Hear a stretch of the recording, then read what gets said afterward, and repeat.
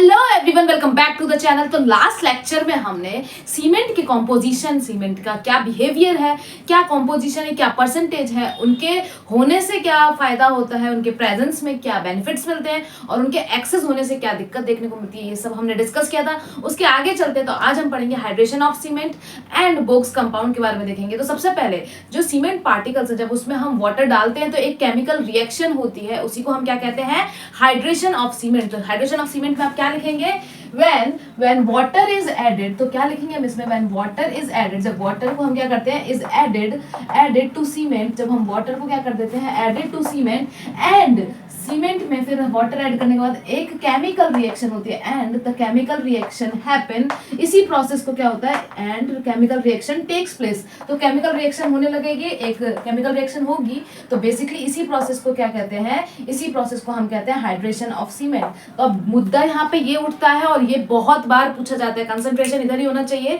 तो मुद्दा ये है कि भाई कितना वाटर डालना है, तो सीमेंट में कितना वाटर डालते हैं, ये बहुत इंपॉर्टेंट है, याद रखना है। तो सबसे पहले अगर देखा जाए तो 23% of water by the weight of cement, very important line, 23% of water by the weight of cement, by the weight of cement, cement के वेट के अनुसार, by the weight of cement 23% of water by the weight of cement is used for chemical reaction. Chemical reaction कराने के लिए जो cement है उसमें हमें 23% ऑफ वाटर डालना पड़ता है, लेकिन इसमें से कुछ अमाउंट है वो हमारा वॉइड्स ले लेती है। तो 15% ऑफ वाटर, 15% ऑफ वाटर कहाँ चला जाता है, वाटर हमारा फिल करने चला जाता है, fill up the voids of cement, fill up the voids of cement. तो जो हमारे सीमेंट के वॉइड्स हैं, वॉइड्स के जो सीमेंट के जो वॉइड्स हैं उसमें हमारा 15% वाटर चला जाता है। तो हम ये तो नहीं चाहते कि हमारा जो हाइड्रेशन प्रोसेस है वो अधूरा रह जाए, तो हमको ये जो वॉइड्स में वाटर चला जाएगा इसको भी दिमाग में रखना पड़ेगा। तो बेसिकली अगर हम बात करें कंप्लीट हाइड्रेशन के लिए, क्वेश्चन देखना है आपको कि कंप्लीट हाइड्रेशन के लिए पूछ रहा है या सिर्फ केमिकल रिएक्शन के लिए पूछ रहा है। तो कंप्लीट हाइड्रेशन के लिए क्वेश्चन बहुत बार पूछा गया। तो कंप्लीट हाइड्रेशन के लिए हमें कितना वाटर देना पड़ता है, तो वी रिक्वायर 38% ऑफ वाटर, हमें वाटर देना पड़ता है 38% of water by the weight of cement.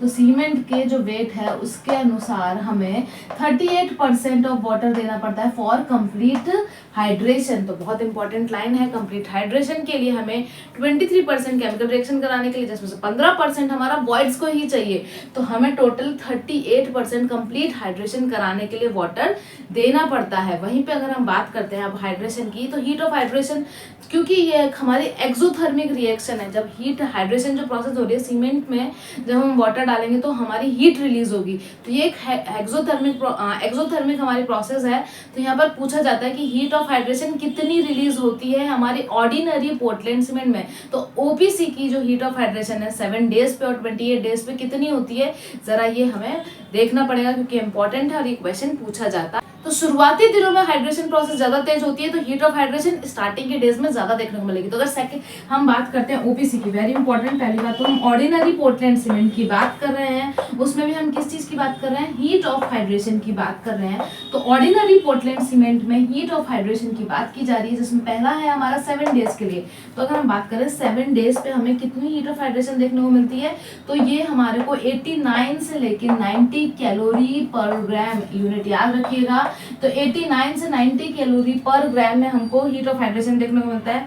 वहीं पे अगर हम 28 डेज की बात करें, 28 डेज की बात करते हैं, वहीं पे अगर हम 28 डेज की बात करते हैं, 28 डेज की बात करें तो 90 से 100, 90 टू 100 कैलोरी पर ग्राम, 90 टू 100 कैलोरी पर ग्राम हमको हीट ऑफ हाइड्रेशन देखने को मिलती है। एक एक लाइन बहुत इंपॉर्टेंट है, ऐसे थंबनेल में नहीं लिखा है कि हर एक लाइन इंपॉर्टेंट है। जो भी आलतू फालतू चीजें वो तो हम लिख ही नहीं रहे, जो भी एग्जाम से रिलेटेड क्वेश्चन पूछे जाते हैं और पूरा टॉपिक भी अच्छे से कवर कर रहे हैं, तो एक एक लाइन इंपॉर्टेंट है। इसमें से हर एक लाइन एक बार कोई ना कोई एग्जाम में पूछी गई है, तो बिल्कुल आपको याद होना चाहिए। कंप्लीट हाइड्रेशन के लिए कितना वाटर चाहिए, 38% चाहिए। केमिकल रिएक्शन कराने के लिए कितना चाहिए, 23% चाहिए। वॉइड्स को कितना वाटर रिक्वायर होता है, 15% चाहिए होता है। तो कंप्लीट हाइड्रेशन हमारा 38% हो गया। हीट ऑफ हाइड्रेशन की बात करते हैं, तो हीट ऑफ हाइड्रेशन 7 डेज में हमें 89 से 90 कैलोरी पर ग्राम देखने को मिलता है। वहीं पे 28 डेज की बात करते हैं तो धीरे धीरे हाइड्रेशन की प्रोसेस स्लो होने लगते हैं, स्टार्टिंग में बहुत फास्ट होती है, तो हीट ऑफ हाइड्रेशन वहां ज्यादा देखने को मिलती है। वहीं पे 28 डेज पे हमें कितना देखने को मिलेगा, 90 से 100 कैलोरी पर ग्राम देखने को मिलेगा।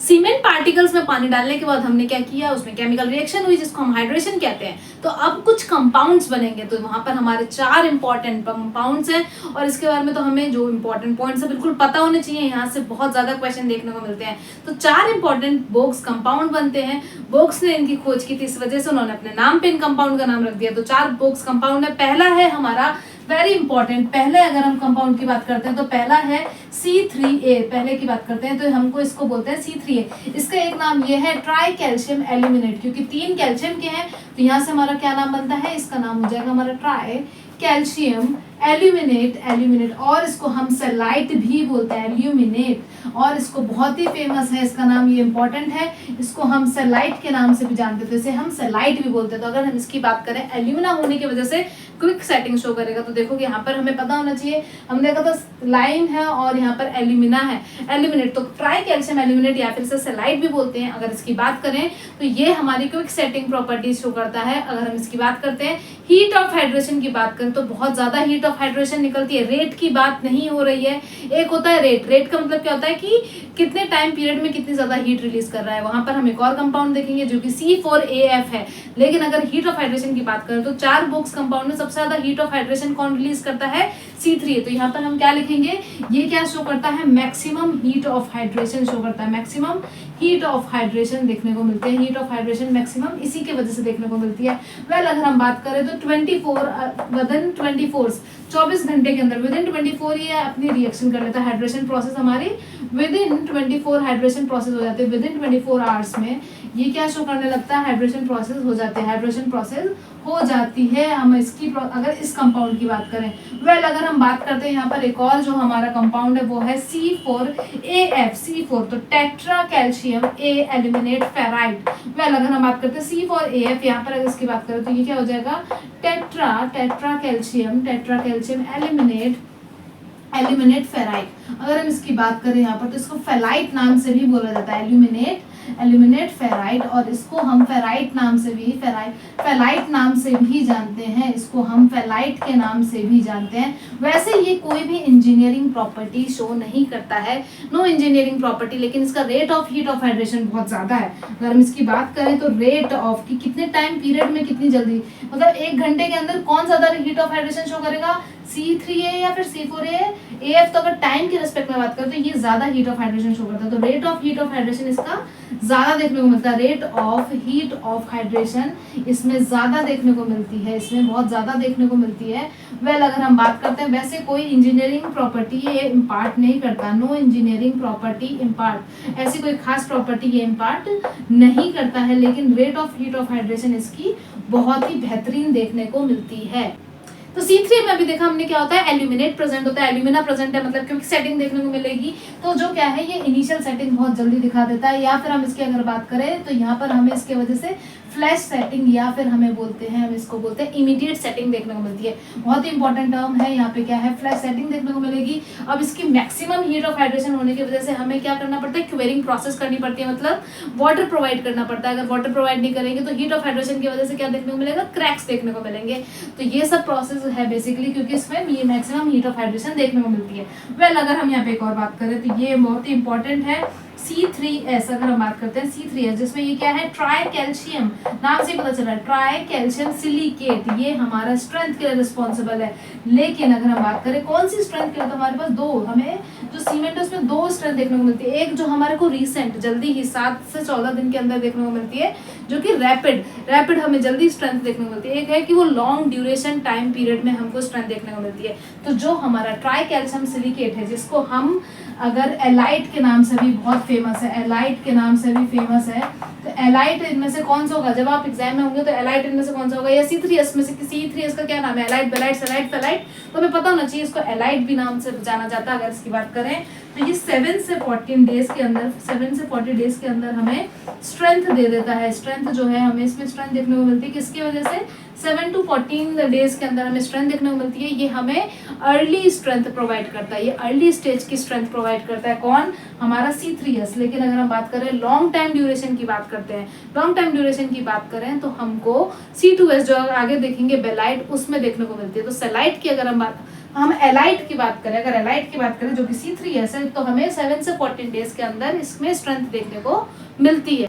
अगर क्वेश्चन आता है कि बेस्ट सीमेंटिंग प्रॉपर्टी या बेस्ट सीमेंटिंग मटेरियल कौन सा है इन चारों कंपाउंड में से, तो इसको हम, वैसे तो C2S भी हमारा बेस्ट हो जाएगा, लेकिन इसको हम बेस्ट सीमेंटिंग अगर आता है क्वेश्चन तो हमको इस पे टिक करना है बेस्ट सीमेंटिंग मटेरियल या बेस्ट सीमेंटिंग की प्रॉपर्टीज किसमें शो करती है, तो ये हमारा C3S हो जाएगा। तो बेस्ट सीमेंटिंग मटेरियल हमारा इसमें देखा जाता है। अगर रैपिड हार्डनिंग करानी है, जल्दी मुझे किसी भी ऐसे स्ट्रक्चर में जल्दी स्ट्रेंथ गेन करनी है, तो वहाँ पे हम किसका परसेंटेज इंक्रीज कर देंगे, वहाँ पर हम C3S का परसेंटेज इंक्रीज कर देंगे, क्योंकि 7 से 14 दिन के अंदर बहुत ज़्यादा स्ट्रेंथ को गेन कर लेता है। लेकिन अगर मुझे जैसे डैम्स हो गए, वो थोड़ा सा लॉन्ग रन में ड्यूरेशन में चलता है, तो हमें जो अल्टीमेट स्ट्रेंथ पे फोकस करना है, बहुत ही रैपिड हमें हार्डनिंग या स्ट्रेंथ की जरूरत नहीं है, तो हम वहाँ पर क्या करते हैं, C2S को इंक्रीज करते हैं। तो नेक्स्ट हमारा बॉक्स कंपाउंड है बेलाइट, जिसे C2S या फिर डाई कैल्शियम सिलिकेट भी कहा जाता है।